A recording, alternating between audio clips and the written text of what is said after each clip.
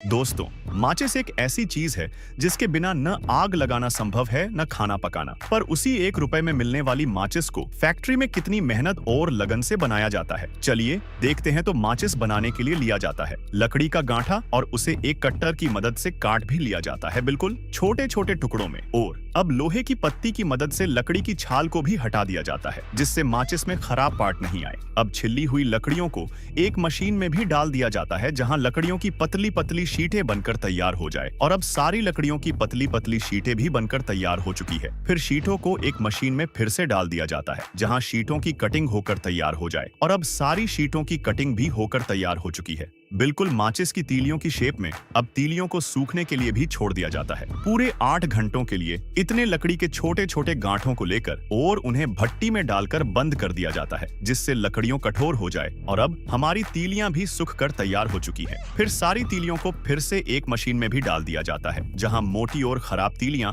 अलग हो जाएं और सही तीलियां भी अलग हो जाएं। और अब हमारी सारी तीलियों की छनाई भी होकर तैयार हो चुकी है। फिर साथ ही में इनको एक रोलर मशीन में भी डाल दिया जाता है, जहां तीलियां ताकतवर हो यानी ठोस हो, जिससे तीलियां आसानी से न टूटे। अब कन्वेयर बेल्ट की मदद से इनको आगे भेजा जाता है एक मशीन में, जहां टूटी एवं खराब तीलियां अलग हो जाएं। अब सारी तीलियों को एक चादर पे भी उल्टा जमा लिया जाता है। फिर सारी तीलियों को एक केमिकल में भी डब्बोक दिया जाता है, जिससे तीलियां ज्यादा आग पकड़ सके। अब तीलियों के ऊपर उनके वैक्स को भी लगा दिया जाता है, जिससे माचिस बनकर तैयार हो जाए। अब तीलियों को एक रोलर पे भी घुमाया जाता है, जहां तीलियां ठंडी होकर तैयार हो जाएं। अब बारी आती है पैकिंग की। तो पैकिंग करने के लिए लिए जाते हैं माचिस के पैकेट और उन्हें मशीन पे भी जमा लिया जाता है। फिर तीलियों को भी इसी मशीन पे डालकर पैक कर दिया जाता है। और अब हमारी माचिस भी बनकर तैयार हो चुकी है। वीडियो अच्छी लगे तो लाइक करें और चैनल को सब्सक्राइब जरूर करें।